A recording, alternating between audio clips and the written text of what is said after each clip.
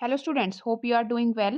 Today in this video I am going to start the structure of atom. ये class 11th का second chapter है structure of atom. ठीक है. सबसे पहले इसके बारे में हम बेसिक्स बात करेंगे. आपको पता है इलेक्ट्रॉन, प्रोटॉन और न्यूट्रॉन आप 9th क्लास में ऑलरेडी पढ़ चुके हो सबके बारे में, लेकिन एक बार आपको गो थ्रू करवा रही हूँ.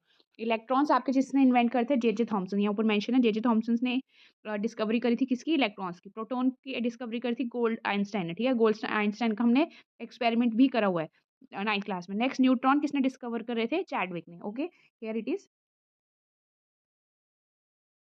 नेक्स्ट है, अगर आपको मास निकालना है, कोई भी अगर आपको एटम दिया हुआ है, अगर आपको उसका मास निकालना है, तो आप number of protons plus neutrons करोगे, तो आपके पास एटॉमिक मास आ जाएगा. ठीक है, एटॉमिक मास हम कोई भी एलिमेंट फॉर एग्जांपल एक्स है, जो उसके नीचे यहाँ पैर में लिखते हैं दैट इज एटॉमिक नंबर, जो उसके अबव लिखते हैं दैट इज एटॉमिक मास.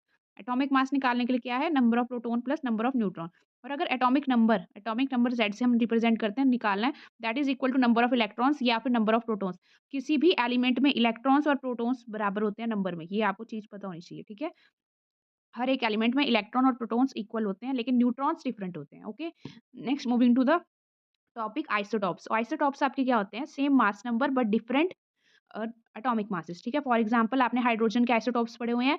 ये H11 में जो सा ये हाइड्रोजन है, 2 है डेटेरियम है, अगर 3 होता है ऊपर atomic mass that is tritium. ठीक है, ये हमने आइसोटॉप्स ऑलरेडी 9th क्लास में पढ़े हुए हैं. Next isobars. आइसोबार्स क्या होंगे, रिवर्स होंगे आइसोटॉप्स के. इसमें क्या होगा, same mass but different atomic number. For example आप आर्गन का देखते हो, आर्गन में 18 आपके एटॉमिक नंबर है, लेकिन 14 आपका मास है. ठीक है, कैल्शियम से कंपेयर करते हो, मासेस तो कैल्शियम और आर्गन के सेम है 40-40, but atomic number are different. ठीक है, एटॉमिक नंबर्स आर डिफरेंट. एक और बात, आइसोटॉप्स आपके एक ही एलिमेंट के होते हैं. ठीक है, मासेस डिफरेंट हो सकते हैं एक एलिमेंट के, लेकिन आइसोबार्स आपके डिफरेंट एलिमेंट्स होते हैं. ये चीज आपको पता होनी चाहिए, that is the important one. Next isotones. Isotones क्या होता है, टोन्स नाम से एन आ रहा है ना, एन ई मतलब न्यूट्रॉन्स सेम होंगे. ठीक है, ये लर्न करने की ट्रिक है, टोन्स न्यूट्रॉन्स. नेक्स्ट इसके एग्जांपल है ये वाले, कार्बन, नाइट्रोजन, ऑक्सीजन के एटॉमिक मासेस और atomic number. Next moving to the iso electrons. Iso electrons क्या होते हैं, सेम इलेक्ट्रॉन्स. ठीक है, for example O2 2 negative, oxide कहते हैं इसे. ठीक है, O2 2 नेगेटिव होता है, उसको ऑक्साइड कहते हैं. नेक्स्ट चैप्टर में हम केमिकल बॉन्डिंग करेंगे, उसमें आपको ऑक्साइड, पर ऑक्साइड और सुपर ऑक्साइड तीनों के बारे में आपको मैं और इन डिटेल एक्सप्लेन करूंगी. नेक्स्ट F नेगेटिव भी आपके O2 नेगेटिव और F नेगेटिव में जब आप इलेक्ट्रॉन्स काउंट करोगे दैट आर इक्वल. ठीक है, नेक्स्ट ये आपका एक न्यूमेरिकल के बेस्ड है, ये वेलोसिटी ऑफ अ लाइट. ठीक है, हम जब अब टॉपिक करेंगे ना, उसमें वेलोसिटी ऑफ लाइट के बेसिस पे अगर आपके क्वेश्चंस आते हैं, तो आप वेलोसिटी ऑफ लाइट क्या होती है आपकी, that is equal to frequency into wavelength. ये न्यूमेरिकल के लिए इंपॉर्टेंट फॉर्मूला. ठीक है, इसे दोबारा हम रिपीट करेंगे. Next moving to the electromagnetic spectrum.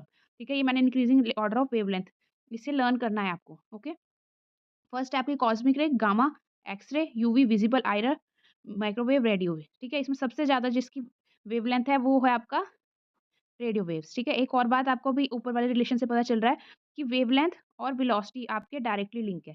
ठीक है, वेलोसिटी और वेवलेंथ आपके डायरेक्टली लिंक है, लेकिन वेवलेंथ और फ्रीक्वेंसी आपके इनवर्सली रिलेटेड है. ठीक है, ये चीज़ आपको पता होनी चाहिए, that is the important one. Next moving to the topic Maxwell's electromagnetic wave theory. ठीक है, ये क्या कहती है आपको कि कोई भी अगर कोई एनर्जी एमिट आउट हो रही है, वो उसमें से आपके 2 सोर्स इलेक्ट्रिक फील्ड और मैग्नेटिक फील्ड. ठीक है, यहाँ पे मेंशन है इलेक्ट्रिक और मैग्नेटिक फील्ड होंगे, और वो आपस में एक दूसरे के परपेंडिकुलर होंगे. ठीक है, मैं इसका एक्सप्लेन कर रही हूँ आपको डायग्रामेट्रिकली. फॉर एग्जाम्पल एक आपकी लाइट जा रही है. ठीक है, ये उसकी वेव फॉर्म होती है. ठीक है, लाइट की is always in the wave form. Wave form में उसका अगर एक परपेंडिकुलर आपका, फॉर एग्जाम्पल जो मैंने ड्रॉ करा है, ये इलेक्ट्रिक कंपोनेंट है. ये आपका electric component to the line of propagation, light इसके थ्रू जा रही है जो मैंने ड्रा कर रही हूँ. ठीक है, और जो इसका इलेक्ट्रिक कंपोनेंट है ये मैंने वेव फॉर्म में, और इसमें जो एरो शो करा है ये इसके परपेंडिकुलर मूव कर रहा है, और जो इसका मैग्नेटिक फील्ड होगा वो मैं डॉटेड से शो कर रही हूँ. ठीक है, ये भी इसके साथ मैग्नेटिक फील्ड भी होगा और वो भी परपेंडिकुलर होगा. फॉर एग्जांपल आपकी लाइन आप मूव कर रही है लाइट एक्स एक्सिस के, इलेक्ट्रिक फील्ड उसका वाई एक्सिस के लॉन्ग होगा और मैग्नेटिक फील्ड उसका जेड एक्सिस का होगा, जिसे मैंने डॉटेड लाइन से शो करा है. Okay, this is according to the Maxwell's electromagnetic wave theory. ये क्या कहता है आपका, अब मैं बता रही हूँ, कोई भी अगर आपकी सोर्स में से एनर्जी आई है, that is always in the form of waves की फॉर्म में एनर्जी आती है. ठीक है, लाइट किसकी फॉर्म में आ रही है, वेव्स की फॉर्म में. ठीक है, और वो जो वेव्स आ रही है उसमें जो कंपोनेंट है दैट आर परपेंडिकुलर. कौन से 2 कंपोनेंट है आपकी, electric and magnetic. Okay, that is your electromagnetic wave theory. Okay, इसी के बेसिस पे हमने जो भी इलेक्ट्रोमैग्नेटिक स्पेक्ट्रम पढ़ा है वो आपको लर्न करना है, दैट इज द इंपॉर्टेंट, उसमें से क्वेश्चन बनते हैं. ठीक है, next moving to the characteristics. जो ये वेव आई है इसके कैरेक्टरिस्टिक्स क्या है. फर्स्ट ऑफ ऑल वेवलेंथ क्या होती है. ठीक है, कुछ डेफिनेशंस है, इसको हम गो थ्रू करेंगे. इसके बेस आपके कुछ फॉर्मूलाज पे न्यूमेरिकल्स भी होते हैं. फर्स्ट ऑफ ऑल वेवलेंथ क्या होती है, जो भी 2 आपके क्रस्ट और ट्रफ के बीच में डिस्टेंस होता है दैट इज योर वेवलेंथ. ठीक है, मैं ये आपको साथ के साथ आपको डायग्राम जो ड्रॉ करा है उसमें दिखा रही हूँ. ठीक है, दिस इज योर जो ऊपर वाले पोर्शन होता है दैट इज़ क्रस्ट और नीचे वाले पोर्शन होते हैं आपके ट्रफ, ठीक है, वेव का। जो किन्हीं 2 क्रस्ट या ट्रफ, ठीक है, लगातार कॉन्सेक्यूटिव के बीच में डिस्टेंस होता है that is your lambda, that is your wavelength. Wavelength को हम रिप्रेजेंट करते हैं लैम्ब्डा से। नेक्स्ट फ्रीक्वेंसी क्या होती है कि कितनी नंबर ऑफ वेव्स एक पॉइंट से पास कर रही है। फॉर एग्जांपल मैंने लास्ट में देखा कि इस पॉइंट पे आते तक कितने सारी वेव्स ये बन चुकी हैं आपकी, ठीक है? इसे हम वेव कहते हैं, जो एक ऊपर आपके नीचे होती है दैट इज़ योर वेव, ठीक है? इक्वल नंबर ऑफ अगर जितने नंबर ऑफ वेव्स उस पॉइंट से एक पर्टिकुलर पॉइंट मैंने यहाँ कंसीडर करा, कितनी वेव्स पास होगी 1 मिनट 1 सेकंड में, that is it's frequency. Next velocity क्या होती है कि कितना डिस्टेंस ट्रैवल किया 1 सेकंड में वेव ने, दैट इज़ इट्स वेलोसिटी, ठीक है? वेलोसिटी का भी हमने फॉर्मूला करा है v is equal to F lambda. इसके बेस न्यूमेरिकल्स आते हैं आपके इंपॉर्टेंट है। नेक्स्ट एम्पलीट्यूड, एम्पलीट्यूड क्या होता है कि किसी एक रस्ट की या ट्रफ की कितनी मैक्सिमम हाइट होएगी, that is it's amplitude. Wave number क्या होगा, रेसिप्रोकल होता है वेवलेंथ का, दैट इज़ द डेफिनिशंस, ये आपको पता होनी चाहिए। नेक्स्ट लिमिटेशन क्या है, जो हमने ये लॉ पढ़ा है इलेक्ट्रोमैग्नेटिक वेव थ्योरी, ये आपके 2 फिनोमेनास को एक्सप्लेन नहीं करता। फर्स्ट है ब्लैक बॉडी रेडिएशन, सेकंड है आपका photo electric effect. Black body radiation क्या होता है आपका कि अगर कोई भी एक ऑब्जेक्ट आपका जितना उस पे लाइट फॉल हो रही है और उतना ही वो रेडिएट कर रहा है, that is the black body radiation. जितनी उसने अब्सॉर्ब करी उतनी ही उसने रेडिएट कर दी, that is the black body radiation. Okay, that is ये आपको चीज़, जैसे आप कोई एक काली ऑब्जेक्ट को, ठीक है, जो सोलर फंक्शंस में हम यूज़ करते हैं, वो उसके जो अंदर का सरफेस होता है वो हम ब्लैक कर देते हैं। क्यों? क्योंकि जितना ज़्यादा वो अब्सॉर्ब करेगा उतना ही ज़्यादा वो एमिट आउट करता है। ये एक हाइपोथेसिस है, ये एक्चुअल में नहीं होता, ठीक है। ब्लैक बॉडी रेडिएशन क्या होता है, जितना अब्सॉर्ब करा उतना ही उसने रेडिएट मतलब बाहर निकाल दिया, that is the black body. Next जो फिनोमेना नहीं एक्सप्लेन करती, photo electric effect. Photo electric effect क्या होता है कि एक सरफेस पे अगर आपने लाइट को फॉल करा, तो उसमें से अगर आपको इलेक्ट्रॉन निकालना है, तो कुछ मिनिमम एनर्जी आपको उस इलेक्ट्रॉन की होती है, तभी वो इलेक्ट्रॉन इजेक्ट आउट होता है, ठीक है। फॉर एग्जाम्पल मैं आपको ये डायग्रामेटिकली एक्सप्लेन कर रही हूँ। फोटो इलेक्ट्रिक इफेक्ट में देखो, अब आपकी एक ये जोन सी मैंने एरो से शो करी है, लाइट आई आपकी, ठीक है, इलेक्ट्रॉन्स इसका इजेक्ट आउट हुआ, ठीक है। जैसे सरफेस है, ये सरफेस के ऊपर इलेक्ट्रॉन आएगा तो आपका इलेक्ट्रॉन इजेक्ट आउट हो जाएगा, ठीक है। और उस मिनिमम एनर्जी जो इलेक्ट्रॉन को निकालने के लिए चाहिए, that is your threshold energy, ठीक है, उसको हम रिप्रेजेंट करते हैं एच न्यू नॉट। यहाँ पे ये लिखा हुआ है H nu not, photo electric effect,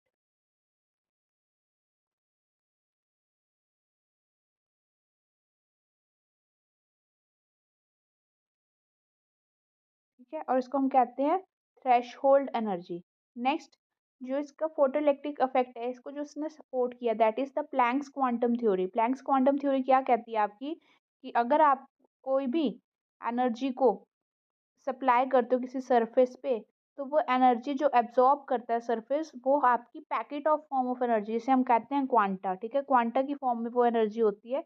और अगर एक क्वांटा को एब्जॉर्ब करेंगे तो एनर्जी जो एमिटेड और एब्जॉर्ब होती है उसको कहते हैं वन आइंस्टाइन। ये आपकी मैंने अभी जो डायग्राम समझाया वो इसी से ही आप कोरिलेट कर सकते हो। नेक्स्ट जो काइनेटिक एनर्जी होती है इजेक्टेड इलेक्ट्रॉन की, काइनेटिक एनर्जी का फॉर्मूला होता है हाफ एम वी स्क्वायर, वो इक्वल होता है H nu minus H nu naught. Nu naught क्या है आपकी थ्रेशोल्ड एनर्जी, ठीक है। इसको हम on rearrangement you will be getting W naught, ये आपको फॉर्मूला याद रखना है आपका, ठीक है। W naught plus half M V square. W naught क्या है आपका योर वर्क फंक्शन, या फिर इसका अनदर नेम क्या है थ्रेशोल्ड एनर्जी। नेक्स्ट आपका है कि जैसे ही आप किसी फ्रीक्वेंसी पे ये एनर्जी आपकी डिपेंड करेगी, ना कि आपकी इंटेंसिटी पे, ठीक है। जितनी ज़्यादा आप लाइट की इंटेंसिटी बढ़ाते हो तो उतने ज़्यादा नंबर ऑफ इलेक्ट्रॉन्स निकलते हैं, लेकिन काइनेटिक एनर्जी पे कोई भी अफेक्ट नहीं पड़ता, ठीक है। इंटेंसिटी पे डिपेंड नहीं करती काइनेटिक एनर्जी, फ्रीक्वेंसी पे करती है। अब आप कहोगे फ्रीक्वेंसी पे कैसे, जो है half M B square is equal to H nu minus H nu naught. Nu क्या है आपका फ्रीक्वेंसी, ठीक है, जो आपका ये न्यू है ये दैट इज योर फ्रीक्वेंसी। इसके ऊपर आपकी काइनेटिक एनर्जी डिपेंड करती है, ना कि आपकी इंटेंसिटी पे। अगर इंटेंसिटी आप बढ़ाते हो तो काइनेटिक एनर्जी नहीं डिपेंड करेगी, लेकिन वो क्या अफेक्ट करेगी, increase the number of electrons, यहाँ पे mention. Next dual nature of electromagnetic radiation, ठीक है। ड्यूअल नेचर से क्या समझते हो आप कि जो लाइट की नेचर है, जो इलेक्ट्रोमैग्नेटिक रेडिएशन आ रही है, वो आपका एज अ वेव भी है और एज अ पार्टिकल भी है। इससे आप क्या एक्सप्लेन करते हो कि जब आप वेव कंसीडर करते हो लाइट को, ठीक है, वेव कंसीडर करते हो तो आपके दो फिनोमिना इंटरफेरेंस और डायफ्रैक्शन आपको एक्सप्लेन करता है। अगर आप लाइट को पार्टिकल एक्सपोज करते हो तो आपका फोटो इलेक्ट्रिक इफेक्ट आपका एक्सप्लेन होता है। और ये कंसेप्ट आपको किसने दिया था, आइंस्टाइन ने, ठीक है। ये भी यहाँ पे मेंशन है, this concept is put forward by the Einstein. Next interference और डायफ्रैक्शन क्या होता है। इंटरफेरेंस नाम से ही हो रहा है कि दो लाइट वेव्स आपस में मिलकर कुछ बना रहे हैं, दैट इज योर इंटरफेरेंस, ठीक है। इसको आप हायर क्लासेस में और अच्छे से पढ़ोगे। नेक्स्ट डायफ्रैक्शन क्या होता है कि डायफ्रैक्शन होता है अगर आपका एक तरह से आपकी लाइट को स्कैटर करने का काम करता है डायफ्रैक्शन फिनोमेना, लेकिन इसकी कंडीशन होती है जो साइज़ ऑफ ऑब्स्टेकल है और वेवलेंथ ऑफ लाइट है वो आपस में इक्वल होनी चाहिए, तभी आपकी डायफ्रैक्शन पॉसिबल है। I am repeating it, size of obstacle, जो आपका साइज़ है किसी ऑब्स्टेकल का वो इक्वल होना चाहिए वेवलेंथ के, तभी डायफ्रैक्शन होगा। डायफ्रैक्शन क्या होता है आपका? स्कैटरिंग ऑफ लाइट की तरह ही होता है, ठीक है? फिनोमेना 2 फिनोमेना से कब हम एक्सप्लेन कर सकते हैं? अगर हम लाइट को कंसीडर करते हैं एज़ अ वेव। अगर पार्टिकल करते हैं तो हम उसका फोटोइलेक्ट्रिक इफेक्ट को एक्सप्लेन कर सकते हैं। ये जो पार्टिकल और वेव नेचर है that is your dual nature of electromagnetic radiation. किसने दिया? आइंस्टाइन ने। नेक्स्ट आपके पास एक इंपॉर्टेंट वैल्यू है 1 इलेक्ट्रॉन वोल्ट की, ठीक है? 1 electron volt is equal to your 1602 into 10⁻⁻19 joules. ये कन्वर्जन्स के लिए आपको न्यूमेरिकल्स में यूज़फुल है। नेक्स्ट आपके हैं स्पेक्ट्रा, ठीक है? हम इसमें हाइड्रोजन का स्पेक्ट्रा पढ़ते हैं। हायर एलिमेंट्स का हम इसलिए नहीं पढ़ते क्योंकि उनका कॉम्प्लेक्स स्पेक्ट्रा बनता है। स्पेक्ट्रा क्या होता है आपका? कि जब आपने लाइट को पास करा सोर्स में से, एक आप लेंस में से जब उसको ऑब्जर्व करते हो, उस एलिमेंट को बीच में रखते हो, ठीक है?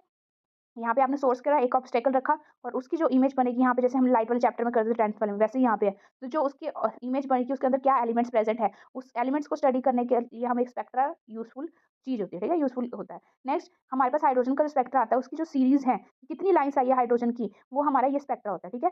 ये आपकी सीरीज़ है, फर्स्ट आपकी Lyman, Balmer, Paschen, Brackett, P point, ये आपको लर्न करनी इंपॉर्टेंट है, ठीक है? इसके बेस आपका न्यूमेरिकल बनता है। नेक्स्ट ये डिफरेंट आपकी रीजन्स होते हैं। लाइमन आपकी यूवी रीजन, बार्मर विजिबल, बाकी रेस्ट आपकी आईआर रीजन में होती है, ठीक है? जो हमें ऑब्जर्व होती है that is your visible region. इनके लिए फर्दर आपके यूवी और आईआर के लिए इंफ्रारेड कहते हैं आईआर को। इसके लिए आपके पास इंस्ट्रूमेंट्स होते हैं। नेक्स्ट आपके पास न्यूमेरिकल्स के लिए इंपॉर्टेंट फार्मूला है रिडमर्क फार्मूला, ठीक है? रिडमर्क फार्मूला आपका क्या कहता है? जो आपके पास ये ऊपर सीरीज आई है उनका हम वेव नंबर निकालते हैं, ठीक है? That is your Rydberg formula. Okay next rather, आपने मॉडल्स डिफरेंट पढ़े हुए, रदरफोर्ड, बोहर, ठीक है? और इन सब मॉडल्स में से जो आपको इंपॉर्टेंट है that is your Bohr model. Move into the Bohr model. आपका आपने एक्सप्लेन ऑलरेडी पढ़ा हुआ है, एक बार मैं आपको रिवाइज करवा रही हूँ। बोहर मॉडल क्या कहता था कि एक आपका सेंटर में न्यूक्लियस होता है, उसके अराउंड आपके ऑर्बिट्स होते हैं और उन्हीं ऑर्बिट्स की फिक्स्ड एनर्जी होती है और उन ऑर्बिट्स की फिक्स्ड एनर्जी में ही इलेक्ट्रॉन्स मूव करते हैं, ना कि किसी और ऑर्बिटल्स में। जो फिक्स्ड वैल्यू ऑफ एनर्जी के ऑर्बिट्स होते हैं उनको हम क्या, अनदर नेम होता है स्टेशनरी ऑर्बिट्स, ठीक है? Here it is the stationary orbits, ये यहाँ पे मेंशन है स्टेशनरी ऑर्बिट्स। नेक्स्ट जो हमने के एलिमेंट शेल्स पढ़े हुए हैं उसकी वैल्यूज एन के इक्वल 1 2 3 रिस्पेक्टिवली होते हैं। नेक्स्ट आपको ये फॉर्मुलाज लर्न करते हैं एनर्जी का। एनर्जी का फॉर्मुला ये आपको पता होना चाहिए, ये दैट इज द इंपॉर्टेंट। कई बार आपको एनर्जी के कुछ फॉर्मुलाज मैं बता रही हूँ, लास्ट में कंपाइल करूंगी। एक तो ये वाला इंपॉर्टेंट फॉर्मूला है that you have to learn, जो मैंने बॉक्स में डाला है, और एक आपकी ये वाला फॉर्मूला है, ये आपको दोनों पता होना चाहिए, ठीक है? -1 ये किलो जूल में है और जो ऊपर है उसमें आप वैल्यूज पुट करोगे तब आप यूनिट्स निकाल सकते हो। नेक्स्ट आपको रेडियस का फॉर्मूला पता होना चाहिए। कोई भी nth ऑर्बिटल का अगर रेडियस निकालना हो तो उसका फॉर्मूला ये होता है a not n square by z, और अगर वेलोसिटी निकालनी पड़े तो v not z upon net. और a नॉट और v नॉट क्या है आपके फर्स्ट ऑर्बिट की आपकी, ठीक है? फर्स्ट ऑर्बिट की है जो आपका रेडियस है उसको a नॉट लिखते हैं। वेलोसिटी है इलेक्ट्रॉन्स की मूव करने की फर्स्ट ऑर्बिट में दैट इज v नॉट, ठीक है? z एटॉमिक नंबर, n आपका कौन सा आप शेल ले रहे हो, ठीक है? नेक्स्ट जो आपका है कि जो आप इलेक्ट्रॉनिक एनर्जी देते हो वो नेगेटिव क्यों होती है, ठीक है? ये इंपॉर्टेंट क्वेश्चन है। जो आप एनर्जी दे रहे हो व्हाई इट इज नेगेटिव, यहाँ पे मेंशन है कि जो जैसे-जैसे आपके न्यूक्लियस से दूर है इलेक्ट्रॉन, तो न्यूक्लियस और इलेक्ट्रॉन में अट्रैक्शन कम होती है, लेकिन जैसे-जैसे वो उसके पास आता है इलेक्ट्रॉन्स, तो उसको इलेक्ट्रॉन की अट्रैक्शन बढ़ जाती है और उस वाले जो नियर ऑर्बिट से इलेक्ट्रॉन को निकालने, ठीक है? फॉर एग्जांपल मैं डायग्राम बना रही हूँ, न्यूक्लियस है, न्यूक्लियस के अराउंड आपके डिफरेंट ऑर्बिट्स हैं। जो आपके दूर वाले इलेक्ट्रॉन्स होंगे, उस पे अट्रैक्शन कम होगी और जितना पास होएगा इलेक्ट्रॉन अट्रैक्शन उतनी ज़्यादा होगी। जितनी इलेक्ट्रॉन न्यूक्लियस के पास से आप रिमूव करोगे, उतनी आपको एनर्जी निकालने के लिए ज़्यादा सप्लाई करनी पड़ेगी, इसलिए वो नेगेटिव होती है, ठीक है? ये इसका रीज़न। नेक्स्ट है कि हाइड्रोजन स्पेक्ट्रम में बहुत ज़्यादा नंबर ऑफ लाइन्स क्यों आ रही है? ड्यू टू, क्योंकि आपके जो nth ऑर्बिट से आपके इलेक्ट्रॉन्स को जंप करना है, ठीक है? इलेक्ट्रॉन आपका एक ही है हाइड्रोजन में, लेकिन वो आपके किसी भी फर्दर हायर ऑर्बिट में जंप कर सकता है। जंप क्यों करता है? क्योंकि आप एनर्जी सप्लाई कर रहे हो उसको रिमूव करने के लिए। तो आपके पास higher orbits are empty, empty होने के कारण आपके जो इलेक्ट्रॉन्स है that can jump to any orbit, ठीक है? हायर ऑर्बिट्स में मूव कर सकता है इलेक्ट्रॉन, तो नंबर ऑफ पॉसिबिलिटी बढ़ गई है इलेक्ट्रॉन की मूव करने के लिए, इसलिए उसके पास लार्ज नंबर ऑफ लाइन्स है हाइड्रोजन स्पेक्ट्रम।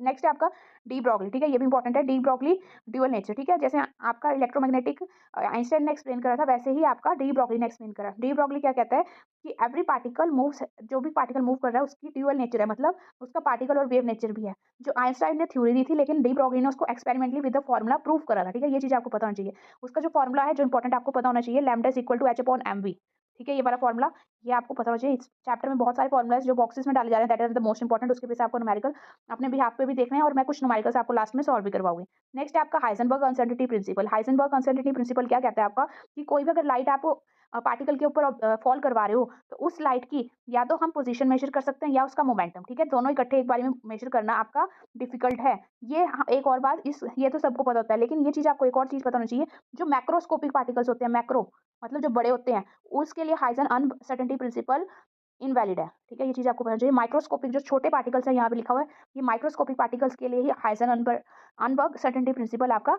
एप्लीकेबल है। इसकी ये जो मैंने बॉक्स में डाला है delta x into delta p is greater than h upon 4 पाई, मतलब क्या? या तो आप एक अनसर्टेनिटी है, तभी हमने डेल्टा यूज़ करा है, ठीक है? ट्रायंगल मतलब डेल्टा, ठीक है? जो अनसर्टेनिटी है, या तो हम पोज़ीशन मेज़र कर सकते हैं या फिर हम मोमेंटम मेज़र कर सकते हैं किसी एक पार्टिकल का, दोनों इकट्ठे मेज़र करना डिफ़िकल्ट है, इसलिए अनसर्टेनिटी प्रिंसिपल इसका नाम लिखा हुआ है। Next Schrodinger wave equation important है, ये आपको पता होना चाहिए, ठीक है? ये श्रोडिंगर वेव इक्वेशन पार्टिकल का 3D डायमेंशन में कैसे मूव कर रहा है, उसको एक्सप्लेन करता है, ठीक है? श्रोडिंगर वेव इक्वेशन, यहाँ पे डेल्टा ज़ाई है, ये पार्टिकल का जो फर्स्ट ये पार्ट है, ये आपका श्रोडिंगर वेव इक्वेशन पार्टिकल और वेव नेचर को कंबाइन करके आपका कि पार्टिकल स्पेस में कैसे मूव कर रहा है उसको एक्सप्लेन करता है, ठीक है? ये हमें किससे पता चला था आपका जो आपके ऊपर 2 कॉन्सेप्ट पढ़े हैं इसको ये अब एक्सपेरिमेंटली प्रूव करते हैं, ठीक है? श्रोडिंगर ने जो वेव इक्वेशन दी है इसका आप हायर क्लासेस में यूज़ भी करोगे। नेक्स्ट इसमें जो आप ये ज़ाई यूज़ कर रहे हो ये वाला सिंबल, तो इसका क्या सिग्निफिकेंस है? इसका आप ये पढ़ोगे कि ये एक आपको इलेक्ट्रॉन की मूवमेंट दे रहा है कि इलेक्ट्रॉन कैसे-कैसे 3D स्पेस में मूव कर रहा है। लेकिन अगर आप ये डेल्टा साई स्क्वायर करते हो, ठीक है? तो ये क्या बताता है उस स्पेस में उस इलेक्ट्रॉन के होने की प्रोबेबिलिटी, ठीक है? तो ज़ाई का सिग्निफिकेंस नहीं है लेकिन डेल्टा साई स्क्वायर का आपका सिग्निफिकेंस है क्यों? क्योंकि ये आपको प्रोबेबिलिटी के बारे में बताता है इलेक्ट्रॉन होने की।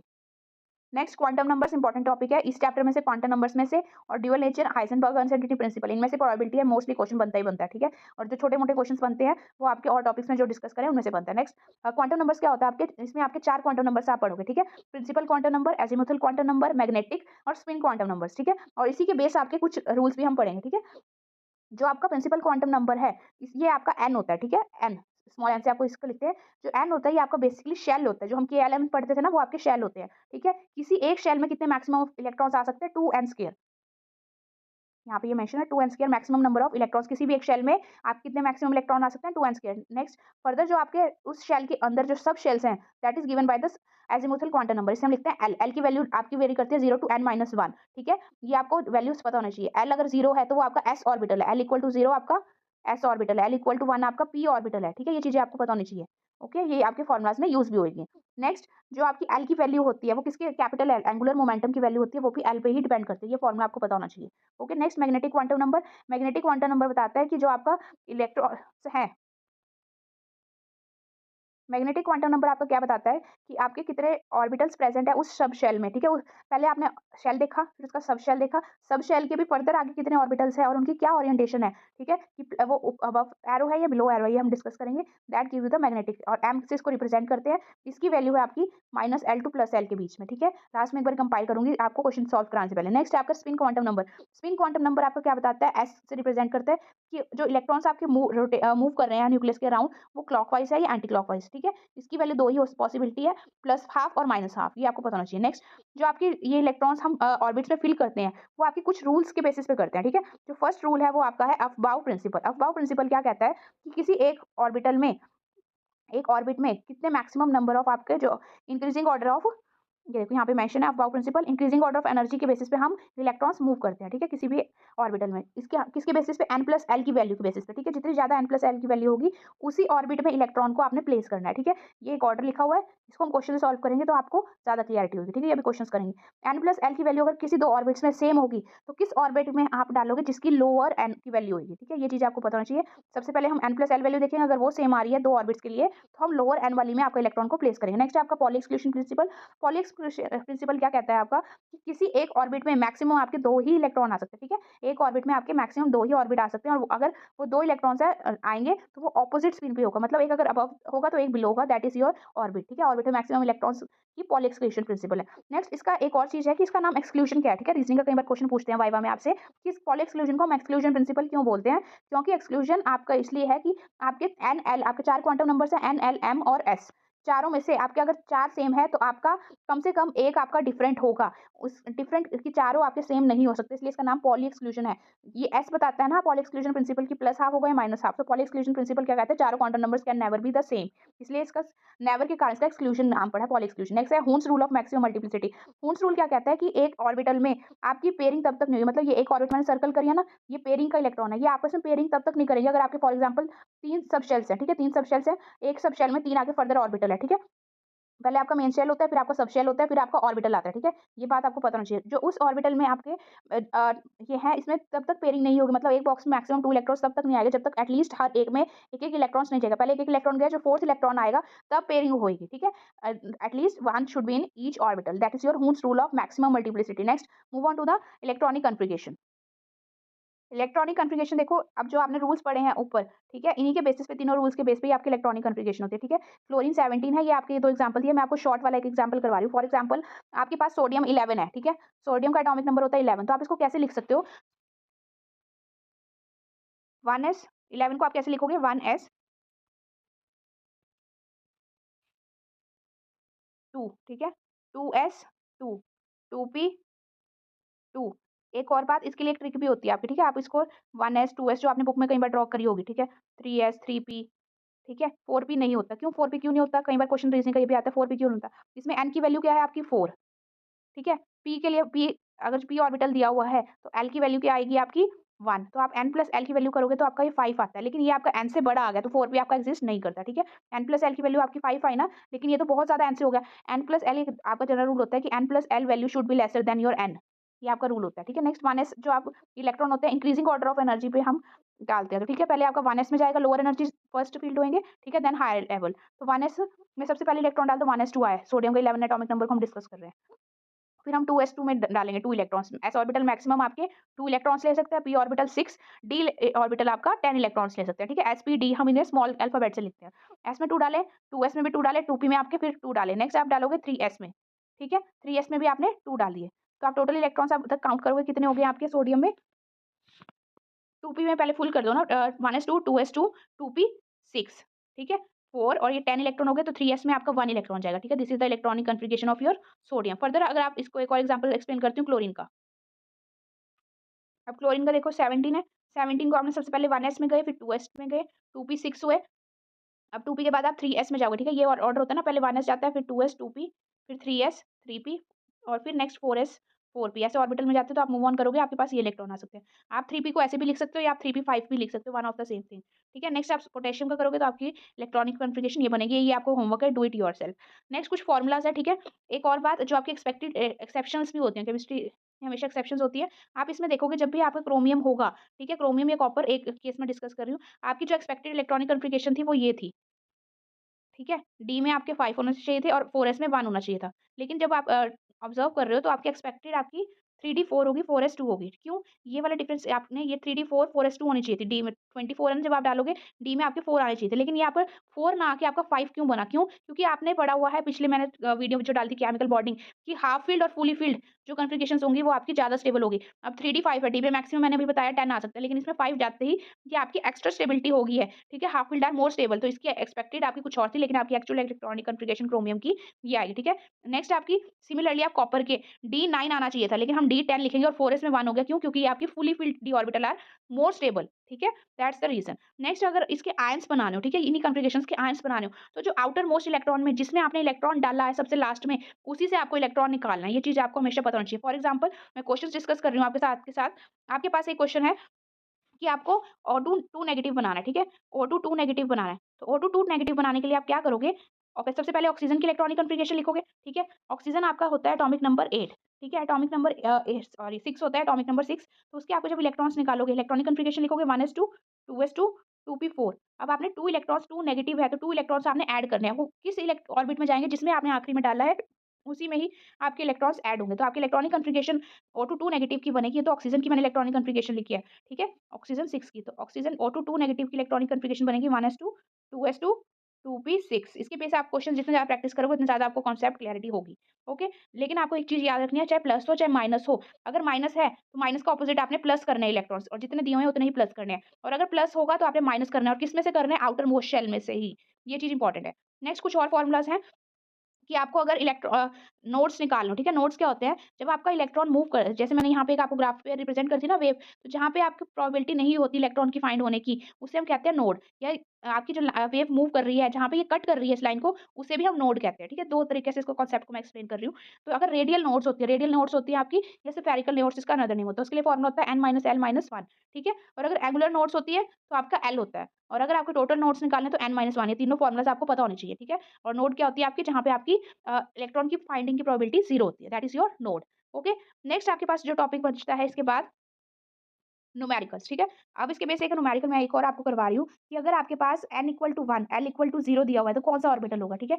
n अगर आपके पास 1 है, l 0 है, ठीक है? n1 है तो n1 के लिए क्या होएगा आपका 1 है तो वो 1 एज़ इट इज़ लिखना है। जो l की वैल्यू होगी वो आपकी आपने 0 के लिए क्या होता है आपका s, ठीक है? सिमिलरली अगर मैंने l की वैल्यू 3 दे दी, ठीक है? तो आपका 1 तो आपका यहाँ पे एज़ इट इज़ बनता, ठीक है? n = 1 l = 3 के लिए आपका क्या कौन-सा ऑर्बिटल बनेगा? जो आपका n की वैल्यू होगी वो तो आपने आगे लिखनी है, ठीक है? और जो l की वैल्यू होगी वो sp_d की फॉर्म में लिखनी है। sp_d s के लिए आपकी l की वैल्यू 0 होती है, p के लिए 2 होती है और बी के लिए सॉरी 1 होती है, डी के लिए 2 होती है और एफ के लिए 3 होते हैं। तो 1f आना चाहिए लेकिन 1f आपका एक्सिस्ट नहीं करता। क्यों? क्योंकि ये ऑर्बिटल की जो एनर्जी है n+l मैंने आपको क्या कराया है that should be lesser than n, ठीक है? n+l की वैल्यू अगर n से छोटी होगी तभी वो ऑर्बिटल आपका एक्सिस्ट करेगा अदरवाइज़ नहीं करेगा। Okay? Hope you will understand it. Now next moving numerical कि अगर आपको मास दिया हुआ है 9.1 × 10⁻³ ठीक है? और काइनेटिक एनर्जी दी हुई है 3 × 10⁻25 ये क्वेश्चन है, ठीक है? मास दिया हुआ है, काइनेटिक एनर्जी दी हुई है और आपको वेवलेंथ निकालनी है, ठीक है? नेक्स्ट अगर आपको काइनेटिक एनर्जी पता है, तो आप वेलोसिटी निकाल सकते हो। क्यों? क्योंकि काइनेटिक एनर्जी क्या होती है? Half mv²। वहाँ से आप v की वैल्यू निकाल सकते हो।